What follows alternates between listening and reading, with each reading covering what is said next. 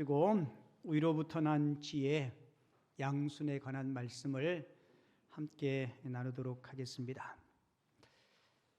어느 책을 읽다가 이런 글귀를 봤어요. 사람이 무슨 일을 하든지 한 20년 정도 하면 그 분야에 장인이 된대요.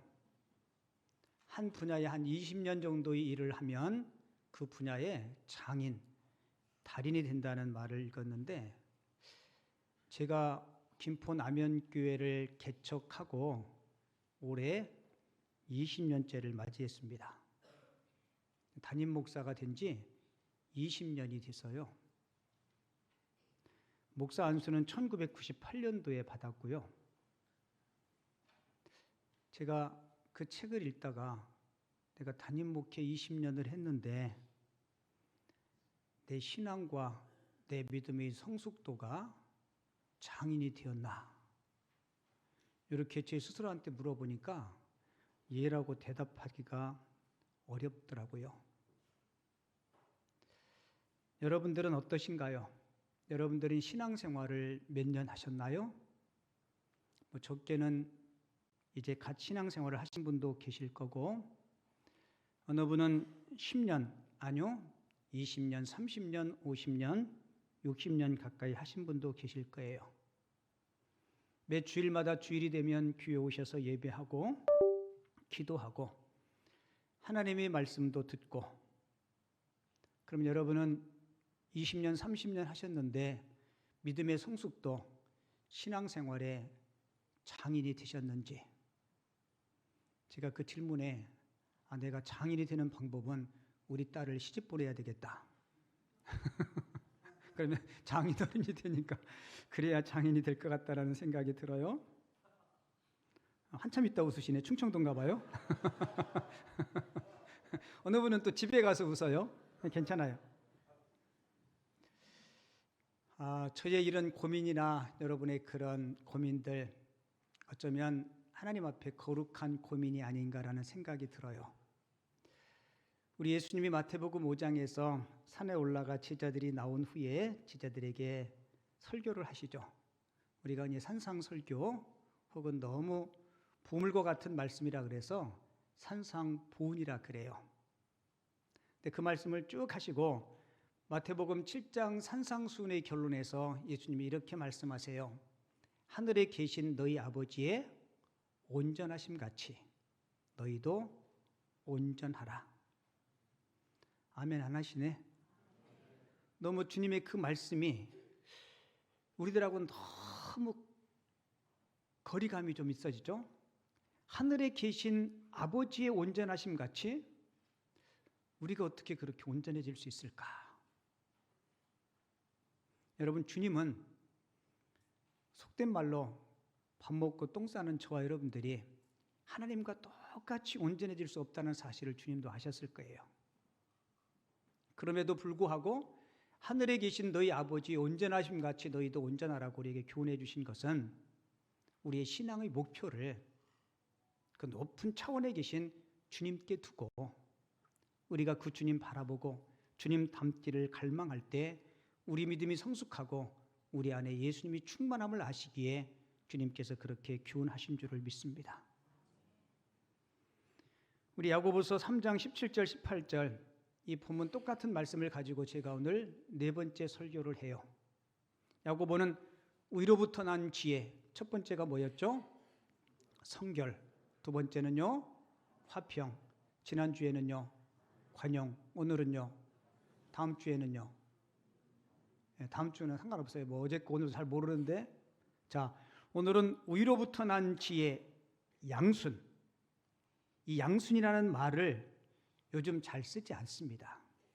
이 양순이라는 말이 한자 말이에요. 좋을 양자에다가 순할 순자를 씁니다. 좋을 양, 순할 순. 이 순할 순자는 또 다른 의미가 따르다, 쫓다, 거스르지 않다, 이제 그런 의미를 가지고 있어요. 그래서 국어사전에 찾아보면 양순을 이렇게 설명하고 있더라고요. 어질고 순하다. 순하게 좋은 마음을 가지고 잘 따라가는 것, 그것을 양순이라고 사전적인 의미로는 그게 소개하고 있어요. 자, 그러면 성경에서 이야기하는 성경적 의미의 양수는 무엇일까? 성경적 의미의 양수는 내 생각을 내려놓고 하나님이 원하시는 뜻에 순종하는 마음의 태도. 같이 한번 읽어볼게요. 시작.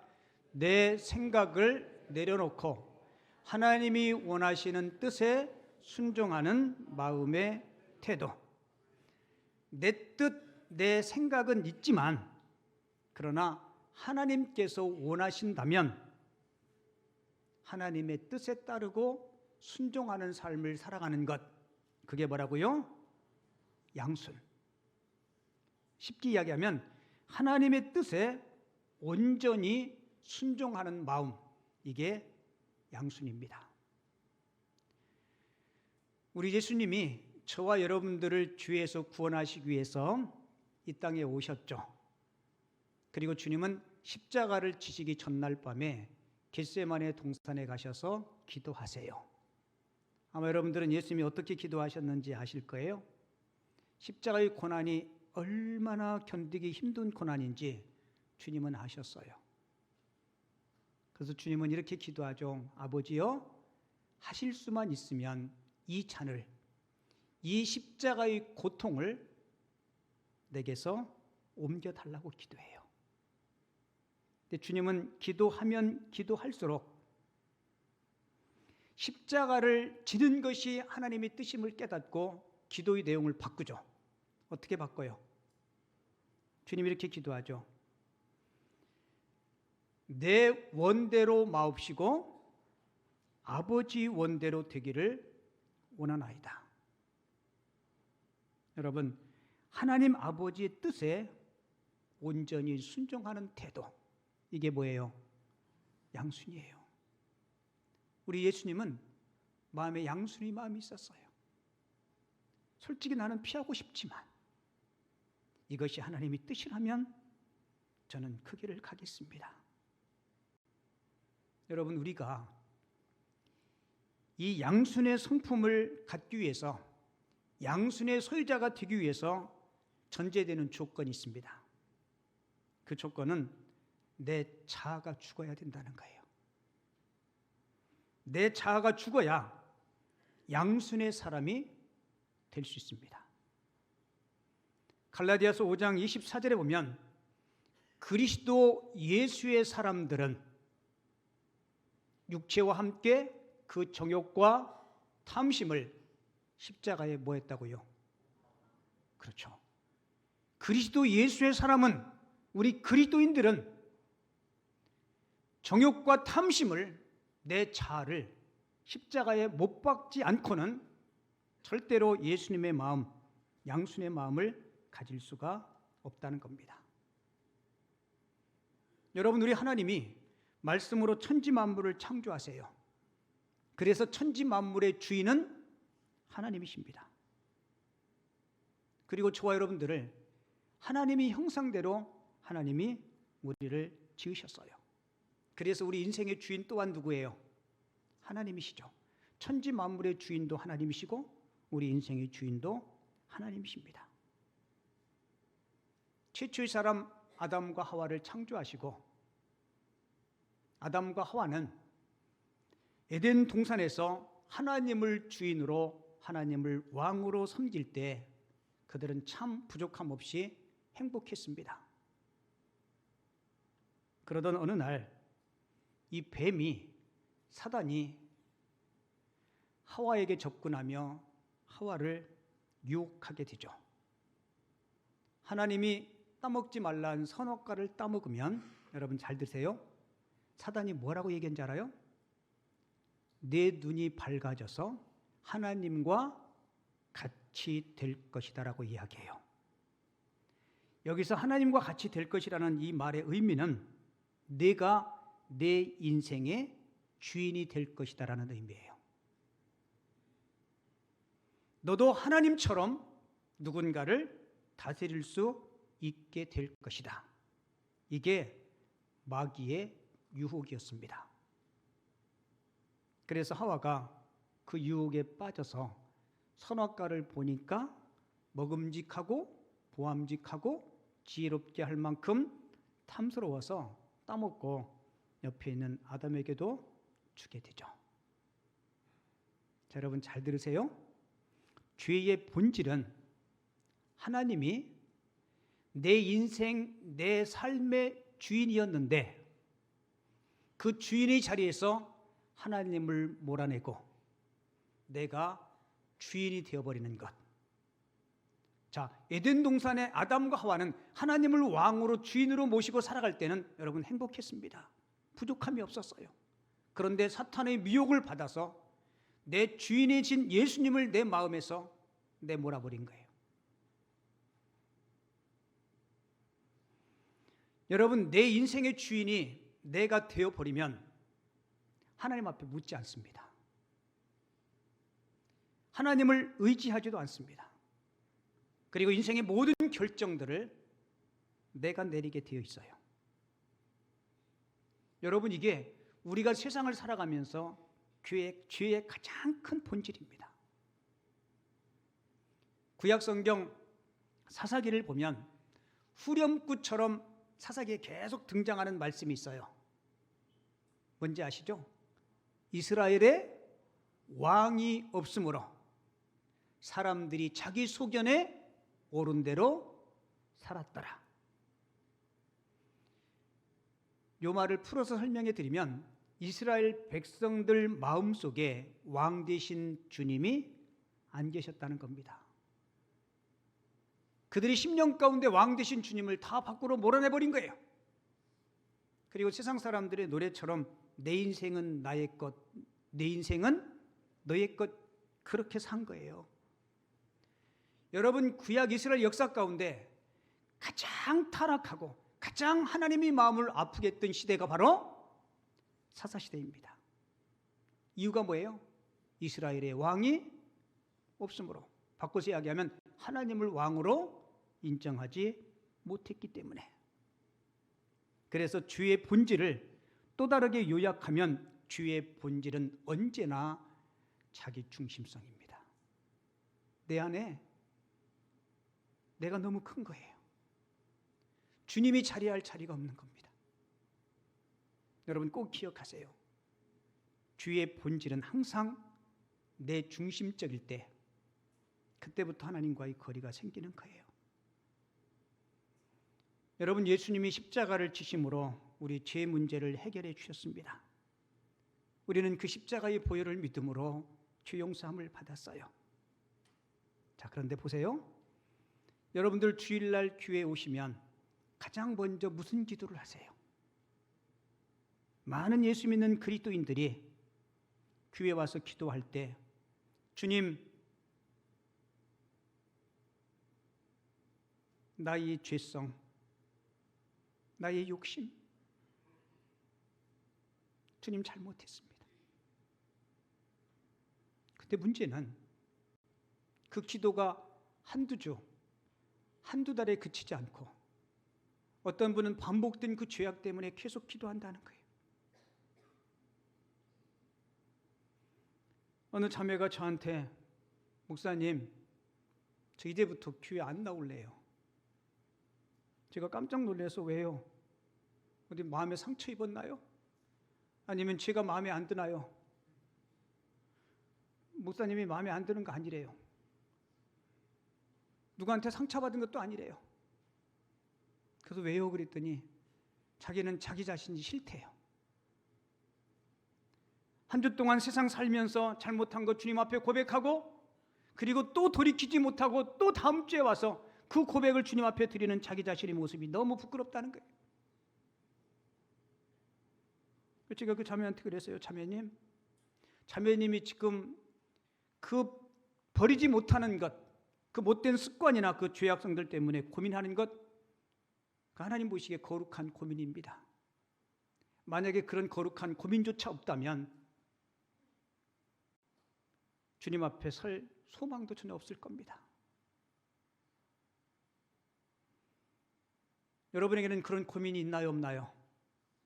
여러분 있어요. 저는 그 고민을 거룩한 고민이라고 이야기하고 싶어요. 여러분, 우리가 잘 아는 사도 바울, 다메섹 도상에서 회심한 이후에 바울이 마음속에도 우리가 생각하는 그런 갈등과 고민이 있었어요. 여러분, 바울이 어떤 사람이에요? 삼층천을 경험한 사람입니다. 바울의 몸에 지니고 있던 손수건을 꺼내서 병자들에게 덮어주면 그 병이 치유되는 능력을 가지고 있었던 사람이 바울이에요. 그런 바울도 우리가 고민했던 그 고민 때문에 염려하고 아파하는 모습을 로마서 7장에서 소개하고 있는데요. 로마서 7장 19절에 보면 내가 원하는 바 선은 행하지 아니하고 도리어 원하지 아니하는 바 악을 행하는도다. 내 마음 한켠에는 선을 행할 수 있는 마음이 있는데 그 행할 능력이 없다는 거예요. 얼마나 힘들고 어려웠으면 24절에서는 이렇게 탄식할까요? 오라 나는 곤고한 사람이로다. 이 사망의 몸에서 누가 나를 건져내랴. 여러분, 대사도였던 바울도 그의 마음 가운데 옛사람이 자리하고 있었어요. 하지만 바울이 승리할 수 있었던 비결이 뭔지 알아요? 나보다 주님이 더 크면 바울은 이 갈등에서 해결할 수 있음을 알았던 겁니다. 바라기는 저도 여러분들도 내 안에 내가 너무 크지 않기를, 주님이 나보다 더 크시게 역사할 수 있기를, 여러분들의 마음의 큰 공간을 주님 앞에 내드릴 수 있는 하나님의 사람들 꼭 되시기 바랍니다. 안드류 모레라는 신학자가 그렇게 이야기했어요. 우리 심령 가운데 있는 옛 자아, 육신의 소욕들이요, 머리가 1000개 달린 괴물과 같대요. 그래서 내 안에 예수님이 충만하지 않으면 언제든지 머리가 1000개 달린 괴물처럼 불쑥불쑥 나올 수 있다는 거예요. 여러분, 그 설명이 맞아요? 구약의 많은 믿음의 영웅들도 한번 보세요. 그들이 심령 가운데 하나님보다 내 자신이 클 때 그들은 실수했고 실패했어요. 여러분들이 잘 아는 당대의 의인이었고 하나님과 동행했던 노아, 창세기 6장 9절에서는 노아를 이렇게 소개하고 있어요. 노아는 의인이었고 당대의 완전한 자며 하나님과 동행했다. 여러분, 대단하죠? 도대체 어떤 사람이었기에 의인이었고 완전한 자였고 하나님과 동행하는 삶을 살았을까? 그 안에 자신보다 하나님이 충만할 때 저런 삶을 살 수 있었어요. 여러분도 잘 알다시피 노아가 노아 홍수 후에 포도 농사를 짓고 하나님이 충만하지 않으니까 그가 술 취해서 벌거벗고 그의 실수 때문에 그 아들 중에 함의 후손이 저주를 받는 그런 모습들을 우리가 쉽게 보지 않습니까? 아브라함도 내 안에 내가 충만할 때, 주님보다 내가 더 강할 때 그는 자신의 아내를 누이라고 속이는 그런 거짓말을 했습니다. 여러분, 야곱도 마찬가지예요. 아버지 눈이 흐려서 보지 못할 때 어머니와 함께 공모하면서 아버지를 속이고 형 에서의 축복을 빼앗아오는 그런 실수를 버무른 거예요. 여러분, 다윗은 어때요? 정욕의 눈이 가려워질 때 그는 신하의 아내를 빼앗아오는 성적인 범죄를 저지르지 않습니까? 여러분, 예수 믿고 구원받은 저와 여러분들이 심령 가운데는요, 항상 우리 성령님과 내가 늘 공존하고 있어요. 여러분, 꼭 기억하세요. 내 자아가 십자가에 못 박을 때 하나님의 뜻이 이루어짐을 꼭 기억하시기 바랍니다. 그래서 바울이 이렇게 교훈하고 있죠. 갈라디아서 2장 20절에 보면 우리 한 목소리로 같이 읽어요. 내가 그리스도와 함께 십자가에 못 박혔나니 그런즉 이제는 내가 사는 것이 아니요 오직 내 안에 그리스도께서 사신 것이라. 할렐루야. 그래서 우리 옛사람을 날마다 십자가에 못 박고 내 안에 그리스도께서 일하실 수 있도록 여러분 꼭 기도하고 주님 의지하시기 바랍니다. 제가 서두에도 말씀드렸듯이 많은 그리스도인들이 교회에 오면 반복된 회개를 많이 해요. 그리고 가만히 생각해 보면요, 보통 예수 믿는 사람들이 죄를 지을 때 이거 죄 짓고 이거 죄 짓고 이거 죄 짓고 간음죄 짓고 도적질하고 살인하고 속이고 거짓말하고 이렇게 막 섞어서 안 해요. 비빔밥처럼. 죄는 지만 계속 죄요. 한번 이렇게 가만히 생각해 보세요.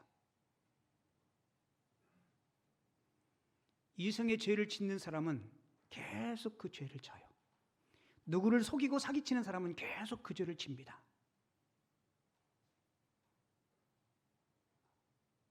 근데 여러분들이 신앙인으로서 교회 와서 딱 눈을 감고 하나님 앞에서 기도하면 아마 스크린처럼 여러분들의 죄악들, 여러분들의 잘못된 습관들이 막 스쳐 지나갈 거예요.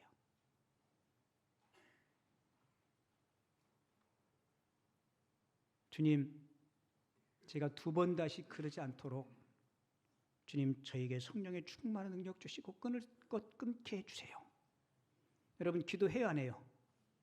하죠? 여러분 그러면 우리가 과감하게 끊을 수 있는 결단과 용기를 가지셔야 돼요. 그렇지 않으면 절대로 우리의 신앙의 성숙과 진보가 있을 수 없습니다. 제가 아는 집사님 중에 한 분이 꽤 오래된 일이에요. 그분이 술 회사를 다녔어요. 주식회사 진로.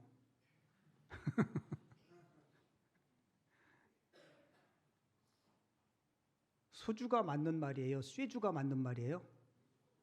예, 쇠주가 맞는다는 얘기는 술 많이 먹은 분들이 하는 얘기래요.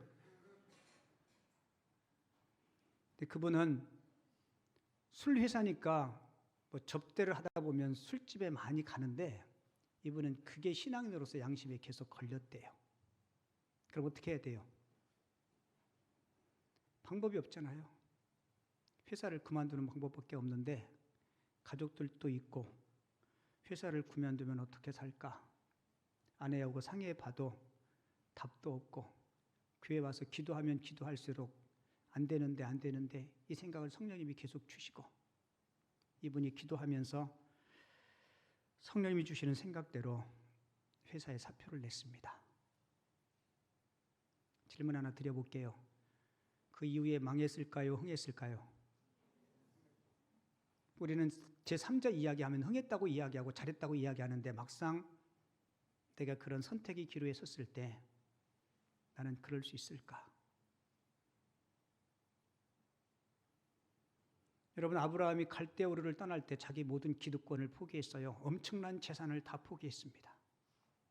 그리고 말씀을 쫓아갔어요. 어떻게 그렇게 할 수 있었을까요? 창세기 12장을 보면 성경은 이렇게 하게요. 아브라함이 여호와의 말씀을 쫓아갔고. 여러분 내가 내 자아를 죽이고 내 욕심을 줄이고 하나님 편에 서면 하나님은 저와 여러분들의 모든 삶을 책임져 주실 줄을 믿습니다. 여러분 그게 신앙이에요. 내가 내 모든 기득권을 포기하고 주님 편에 서면 주님은 저와 여러분들의 모든 삶을 책임져 주실 줄을 믿습니다. 잠언서 26장 11절에 보면 이런 말씀이 있어요. 개가 그 토한 것을 도로 먹듯이 미련한 자는 그 미련한 것을 거듭거듭 행하느니라. 내가 실수했어요. 그럼 이거 바로 잡아야 되잖아요. 근데 참 이상하게도 예수 믿고 구원받은 우리에게도 내 자아가 크기 때문에 이거 하나님이 기뻐하는 것이 아니라는 것을 알면서도 내게 유익이 되고 내게 보탬이 된다면 우리는 눈 찔끔 감고 그 길을 선택해요. 여러분 꼭 기억하세요. 그게 지금 당장 내 입안에서 꿀처럼 달지 모르지만 후에는 입에 모래가 가득하다는 솔로몬의 말씀을 꼭 기억할 수 있기를 바랍니다. 왜 자꾸 이런 일들이 생겨요? 내 안에 주님보다 내가 크기 때문에 그래요. 우리 한국 초대교회에 하나님 앞에 귀하게 쓰임받은 인물 중에 김익두라는 목사님이 계세요. 여러분들 아마 많이 들어보셨을 거예요. 이분이 예수 믿고 구원받고 회심하기 전에 평양에 유명한 깡패 건달이었다고 합니다. 멀쩡한 사람 시비 걸고 두들겨 패는 게 다반사였고요. 소를 팔아가지고 가는 사람 붙잡아가지고 그 돈을 빼앗아가지고 주색잡기에 써버리고, 심지어 얼마나 무경우였는지 사람들이 5일장 갈 때 요 김익두 깡패 만나지 않게 해달라고 그 선왕당에서 빌고 갔대요. 근데 김익두가 소안련이라는 선교사님을 통해서 복음을 듣게 돼요. 선교사님이 전도지를 줬는데 처음에는요, 그 전도지를 가지고 확 코 풀어버렸대요. 그래서 바닥에 버렸는데 선교사님이 그거를 코 풀면 코 썩는다고 그랬답니다. 그게 계기가 돼서 예배당에 나왔는데, 예배당에 와도 옛사람을 버리지 못하고 예배도 드리고 술도 먹고 친구들과 어울리고 그렇게 친한 거예요. 혹시 이 자리에 계신 분들 중에 혹시 그런 분 아직 살고 있다면, 교회도 오고 세상 가고 양다리 걸친 분 있다면 빨리 다리 한쪽 놓으셔요. 세상 다리 놓으시기 바랍니다. 오래 걸치고 있으면 어떻게 돼요? 그 뒤는 얘기 안 할게요. 이분이 하루는 술에 만취해서 집에 와서 누워서 자는데 비몽사몽간에 어떤 신비한 불덩어리가 가슴에 꽉 떨어지더래요. 놀라운 성령의 체험을 한 거예요. 이 체험 후에 이 김익두는 진짜 새 사람이 되었습니다. 그리고는 자기 안에 있는 자기 자아를 죽이려고 온 동네 방네에 이런 방을 붙였대요. 깡패 김익두가 죽다. 그 사람들이 김익두가 죽었다 그러니까 좋아하는 사람이 많았대요. 근데 어느 날 시장 한복판에서 이 김익두가 전도를 하고 있더랍니다. 어느 짓궂은 사람이 진짜 김익두가 성깔이 죽었는지 안 죽었는지 그 얼굴에 구정물을 확 퍼붓대요. 여러분, 예수 믿고 거듭난 김익두도 이 성깔이 있는데 화 나겠어요, 안 나겠어요? 화가 팍 올라오는데 주님이 자신보다 크니까 주님께서 꽉 그 심령을 누르더래요. 그래서 김익두가 구정물을 던진 그 사람에게 이렇게 하겠대요. 내 안에 예수님이 안 계셨으면 너는 오늘 요절났다. 김익두가 죽고 예수님이 살아서 너도 오늘 살았다라고 이야기했대요. 여러분, 맞아요, 안 맞아요? 내 안에 내가 죽고 주님이 사셔야 내가 살고 우리 가정이 살고 여러분들이 공동체가 살아갈 줄을 믿습니다. 그래서 바울은 고린도전서 15장 31절에서 이렇게 키우네요. 형제들아, 내가 그리스도 예수 우리 주 안에서 가진 바 너희에 대한 나의 자랑을 두고 탄원하노니, 나는 뭐라고 얘기해요? 날마다 죽노라. 여러분, 날마다 죽는 것은 일회성이 아니에요. 매 순간순간 그 십자가에 나의 정과 욕심을 못 박을 때 우리 하나님께서 일하실 줄을 믿습니다. 사랑하는 성도 여러분, 저도 여러분들도 내 안에 그리스도를 주인으로 모시며 살 수 있기를 바랍니다. 내 안에 내가 아닌 주님이 나의 주인이 되실 때 우리 안에는 오늘 주는 교훈처럼 위로부터 난 지혜, 뭐예요? 네 번째가 양순. 우리 옆 사람하고 인사합시다. 양순이가 됩시다. 왜 안 하셔? 우리 이름 다 바꾸자고요. 송양순, 최양순, 김양순. 뭐가 되자고요? 양순이가 되기 위해서 어떻게 해야 돼요? 네, 날마다 내 자신을 십자가에 못 박아야 돼요. 내 안에 주인으로 누구를 모셔야 돼요? 하나님으로 모셔야 됩니다. 바라기는 저도 여러분들도 하나님보다, 주님보다, 말씀보다, 지도보다 앞서지 마시고 내 뜻보다 하나님의 뜻을 따름으로 우리 모두 하나님 보시기에 아름다운 양순이들이 다 되어줄 수 있기를 주님의 이름으로 축원을 드립니다. 오늘